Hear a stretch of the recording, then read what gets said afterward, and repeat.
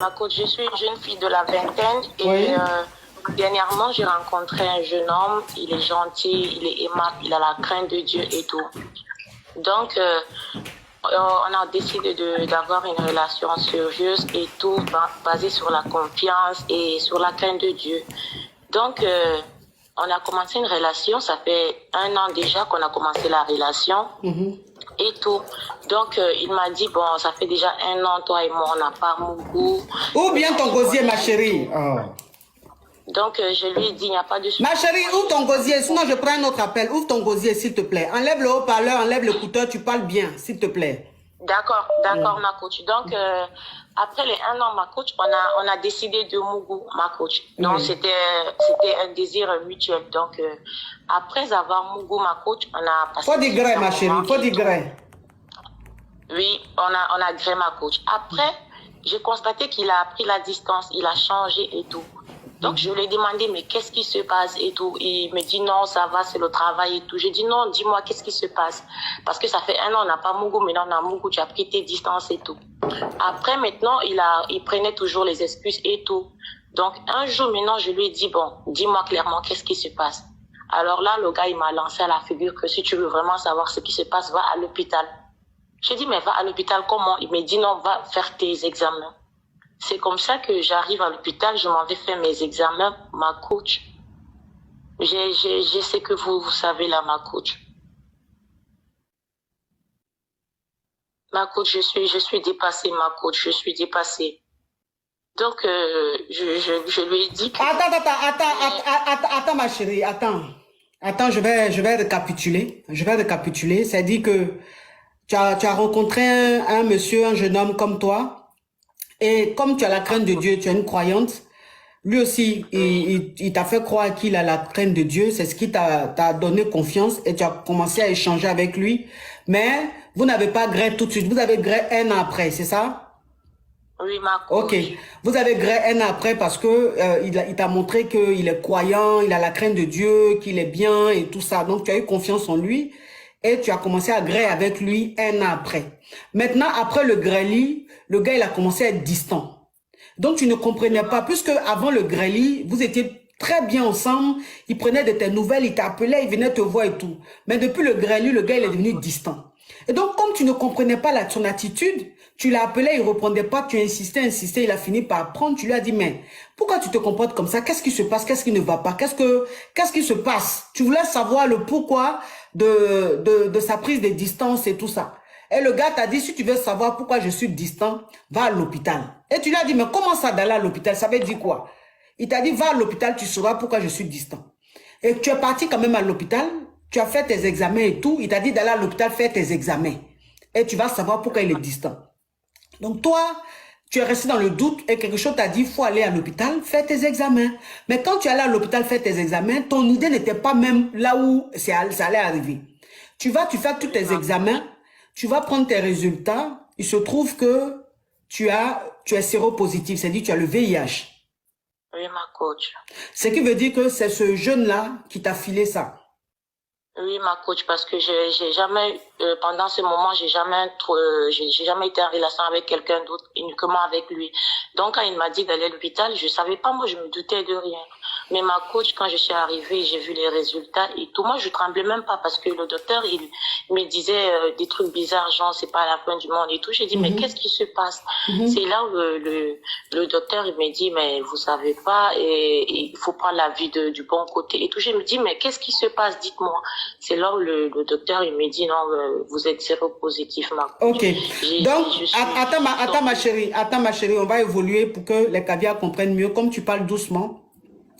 Donc, quand tu as fini que le médecin, tu es allé pour les résultats, le docteur t'a appelé, tu es allé pour les résultats, il a commencé à te donner des conseils, à t'encourager, il t'a dit non, c'est pas la fin du monde, tu sais, tu lui as dit, mais tu étais étonné, tu dis, mais pourquoi il te dit ça? Que c'est pas la fin du monde, faut prendre la vie du bon côté, il y a des médicaments, des traitements, donc tu étais étonné, tu disais, mais pourquoi le docteur, en train de te parler, en train de te dire, c'est pas la fin du monde? Oui, ma coach. Oui. Donc, quand il m'a dit ça, je suis tout de suite effondrée, ma coach, parce que ma coach, je n'ai que 23 ans. Et ma vie est déjà gâchée, ma coach. Je comprends pas, je sais pas pourquoi, alors que je le faisais confiance, je savais pas, ma coach. Je sais plus, j'ai plus de sentiments, ma coach. Ma vie est finie, ma coach. Non, ta vie n'est pas finie. Ta vie n'est pas finie. Ta vie n'est pas finie. Mais lui aussi, donc ça veut dire que le gars, il savait très bien qu'il était séropositif et il allait gré avec toi, il s'est pas protégé, il t'a même pas dit rien du tout. Oui, ma coach. Alors qu'il sait très bien, il savait très bien que tu étais une fille très très réglo, très carrée, très croyante et tout ça. Oui, ma coach. Et donc, quand j'ai eu le résultat, je suis allée vers lui, je lui ai dit, mais pourquoi tu m'as fait ça? Pourquoi tu as fait ça? Je voulais vraiment une raison. Il me dit, écoute, moi aussi, je sais pas qui me l'a fait, donc du coup, je vais continuer dans ça. Je lui ai dit, mais c'est pas possible, ça. J'ai dit, mais c'est pas possible. Il dit que tant que lui, il va vivre, il va continuer à filer ça à tout le monde parce que lui-même, il sait pas qui lui donner ça, ma coach. Ma coach, je suis submergée, je suis déçue, je n'ai plus d'émotion, ma coach. Je suis dépassée, il m'a dit ça ouvertement, ma coach. Donc, ça veut dire que quand le docteur a fini par te dire de quoi tu souffrais, que tu as le VIH et tout, tu es rentré chez toi et tu as contacté le gars et tu lui as dit, mais pourquoi est-ce qu'il t'a fait ça? Pourquoi il t'a pas dit qu'il était séropositif avant de venir vers toi? Et il t'a dit lui-même, la personne qui lui a donné ça là, il sait pas c'est qui. Donc lui, il va continuer comme ça. Lui, il va pas se protéger. Il va continuer comme ça. Et tu lui as dit, c'est méchant. Oui, c'est méchant. Là, tu as gâché ma vie, c'est méchant et tout ça. Il a dit, c'est comme ça. Et après, il a coupé avec toi. Oui, ma coach, voilà, il t'a bloqué. Je vois ton numéro, je vois que tu es en Europe, on dira pas le pays pour ne pas qu'on te reconnaisse. Je vois que tu as un numéro de l'Europe, tu es en Europe, mais ah ouais, tu as 23 ans, c'est ça? Oui, ma coach, presque 24 ans maintenant. Oh. Ah, vraiment, il a été méchant. Il a été méchant. Ah, il a été méchant. Vous voyez les filles. Quand on vous dit que quand vous ne connaissez pas quelqu'un là, protégez-vous là. Vous voyez. Ça veut dire qu'elle là, ça veut dire qu'elle est tellement croyante, tellement sage et tout. Le gars, il a joué à son mince. Il s'est fait passer pour un homme qui a la crainte de Dieu pour l'avoir. Il a patienté pendant les 1 an. Donc, une fille même qui a fait poireauter un gars pendant 1 an. Vous avez vu ce qu'il lui a fait. C'est pour ça qu'on vous dit toujours, les filles, quand vous ne connaissez pas un homme, quand vous rencontrez un homme là, protégez-vous. Quel que soit ce que le gars va dire. Parce qu'il y a des gars là, ça dit que comme ils ne veulent pas se protéger, ils vont dire non, je suis fan de toi bébé, c'est toi que je veux marier, il faut laisser ça, je vais te marier. Puis toi aussi, comme tu es fan, tu tombes dans le piège. Quand vous rentrez dans une relation là, tant que le gars ne se protège pas, ne faites pas. Le jour que vous commencez à aller sans préservatif, c'est que vous avez fait vos tests et que chacun sait que l'autre n'est pas malade. Vous avez vu une petite fille de 23 ans comme ça. Mais je vois des commentaires des caviars qui disent tu peux porter plainte si tu es en Europe, ma chérie. Est-ce que tu as pensé à porter plainte? Ma coach, vraiment, je sais pas, je suis dépassée, je sais pas ce que je dois faire, ma coach. Je sais pas. Il paraît qu'en Europe, si un homme est séropositif ou une femme est séropositive, si elle a une relation avec toi, si elle ne te dit pas, tu as le droit de porter plainte. C'est ce que je suis en train de voir. Allô, ma chérie? D'accord. Oui, c'est ce que je suis en train de voir. On dit tu peux le dénoncer, tu peux porter plainte. Parce qu'il n'avait pas le droit, de te faire ça. Il n'avait pas le droit de te mentir ou de ne pas te dire qu'il est séropositif. Donc tu peux aller porter plainte. Si tu as son nom, tout, tu vas à la police, tu portes plainte. Voilà. Et lui, il va, je sais pas si tu portes plainte, qu'est-ce qui va se passer après, mais il faut le dénoncer. Ça peut pas, parce qu'il t'a dit clairement, il a dit que lui, comme il sait pas quelle fille tu lui as donné la maladie, lui aussi, il va filer la maladie à toutes les filles.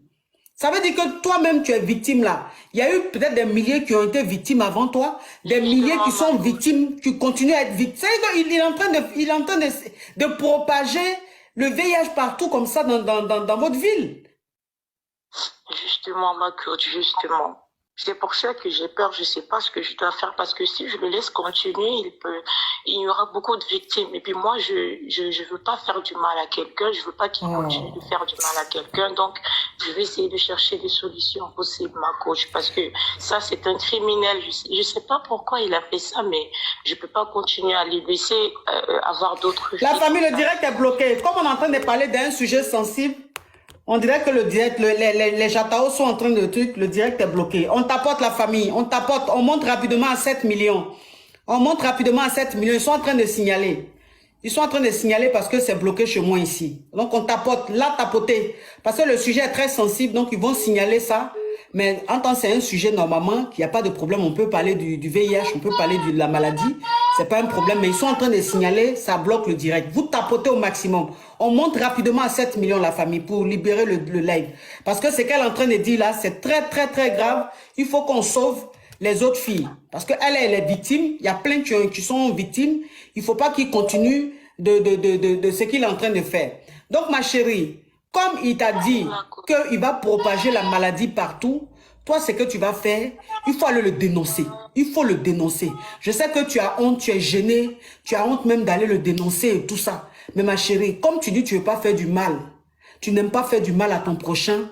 En tant que croyante, en tant qu'une fille qui a la crainte de Dieu, va le dénoncer pour que on mette fin à ce qu'il a commencé là. Parce que si tu ne le dénonces pas, ce qu'il va faire là, ce qu'il va suivre là, ça sera une catastrophe. Il faut le dénoncer, ma chérie. Dénonce-le. Et puis toi, en fait, ce que je voulais te dire, c'est que tout à l'heure, tu m'as dit que ta vie est gâchée. Ta vie n'est pas gâchée, ma chérie. Ta vie n'est pas gâchée. Le VIH, c'est vrai, c'est une maladie. Mais aujourd'hui, même les personnes qui souffrent du VIH, ils peuvent vivre jusqu'à 100 ans. Tu comprends? S'ils suivent bien le traitement, voilà. S'ils suivent bien le traitement, ils peuvent vivre jusqu'à 100 ans. Et jusqu'à même, c'est dit que quand le traitement est bien suivi, arrivé à un certain moment, tu ne contamines pas, tu n'as pas la maladie, c'est vrai, tu es SIDA, mais tu n'as pas ce qui est grave là. Ça diminue, ça diminue. Aujourd'hui, avec le traitement, tu peux vivre, tu peux travailler, vivre ta vie, tu peux même enfanter, faire tes enfants et tout. Donc, ma chérie, faut pas dire que ta vie est gâchée. Ta vie n'est pas gâchée. Ta vie n'est pas encore gâchée. Tu peux suivre ton traitement. Tout le traitement qu'ils vont te demander de suivre, faut bien suivre ton traitement. Tu vas faire ta vie. Tu as compris? Courage à toi. Toi-même, tu dis tu es croyant, tu as la crainte de Dieu. Tu sais, tout ce que Dieu fait est bon. Tout ce que Dieu fait est bon. Si c'est par toi que ce monsieur-là est passé, c'est que Dieu veut que tu le dénonces. Tu comprends? Et tu as la maladie aujourd'hui, tellement que tu crois en Dieu, tellement que tu crois en Dieu, Dieu peut mettre fin à cette maladie-là. Dieu peut enlever, faire disparaître le sida dans ton corps. Oui, parce qu'avec Dieu, il n'y a pas d'impossible. Tu as compris? C'est des épreuves de la vie. Mais quand toi, un enfant de Dieu, tu crois en ton Dieu, quelles que soient les épreuves, tu restes positive et tu as foi en Dieu. Donc ta vie n'est pas finie. Ta vie n'est pas du tout finie. Bien au contraire, dans ton destin, il y a une partie que Dieu voulait que ça se passe comme ça. Pour que tu connaisses sa puissance. Parce que ce qui va opérer dans ta vie, là, ta maladie là, va disparaître, ma chérie. Tu comprends? Donc, faut pas te laisser abattre comme ça. Te laisse pas abattre comme ça. Il y a des filles de ton âge qui ont été voir des hommes qu'elles connaissaient pas. Aujourd'hui, malheureusement, qui ne vivent pas. Mais toi, tu vis encore.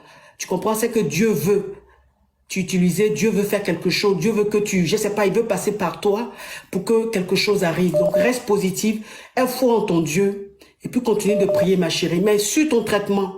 Va à l'hôpital, ils vont te faire suivre ton traitement. Tu suis bien ton traitement. Tu as compris, ma chérie? Et puis si ça se trouve, la maladie, c'est pas encore grave. Peut-être que les globules, les temps, c'est pas encore trop fort. Donc, si tu commences le traitement, ça va beaucoup diminuer. Mais faut pas être découragé, faut pas t'enfermer sur toi-même, faut pas te couper du monde, faut pas passer ton temps à pleurer. C'est une maladie, c'est vrai. Mais aujourd'hui, le sida, franchement, avec tous les traitements qu'il y a, franchement, tu peux bien vivre ta vie. Tu as compris, ma chérie? D'accord. Courage à toi. Courage à toi. Merci beaucoup. Courage à toi. Oui, courage. Merci beaucoup. Ah, waouh.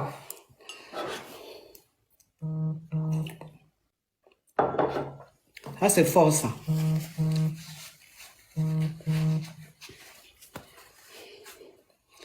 Ça, c'est fort, ça.